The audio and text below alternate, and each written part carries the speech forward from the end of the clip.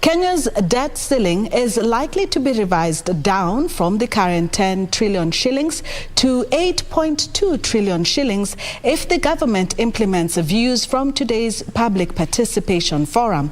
Members of the public want the debt ceiling to be 55% of the gross domestic product as opposed to the specific amount. As Trevor Ng'endo reports, as a percentage, Kenya's debt is currently 61% of GDP. Opinion has been divided as to whether Kenya's public debt, which was at 9.2 trillion shillings according to Central Bank of Kenya figures, is sustainable. Supporters say there are countries whose debt status is more worse than Kenya's and that the country needs to borrow to develop the economy. Critics have argued that Kenya is currently struggling to repay its debt, and accumulating more debt might affect service delivery. Debt servicing is estimated at 1.1 trillion shillings in the current financial year, which is a third of the budget. This has prompted the National Treasury to seek your opinion on clauses you want to be amended in the Public Finance Management Act of 2012 that, among others, covers public debt.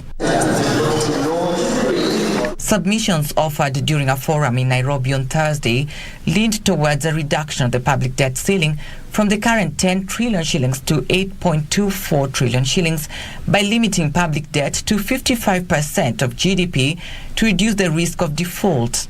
I believe from 60 to 55, maybe it will still do very well.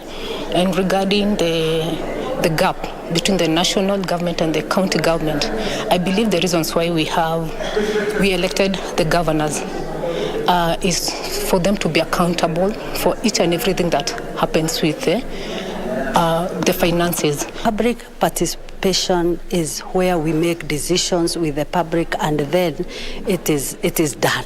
The current public debt of 9.2 trillion shillings would translate to 61% of GDP. And participants at the public forum feel that the country should live within its means by reducing the debt ceilings. Due to debt management, today we talked of they are keeping it at around 60%, which is on the highest. So as a country, I can say we are not doing well. We need to reduce it to that 55%.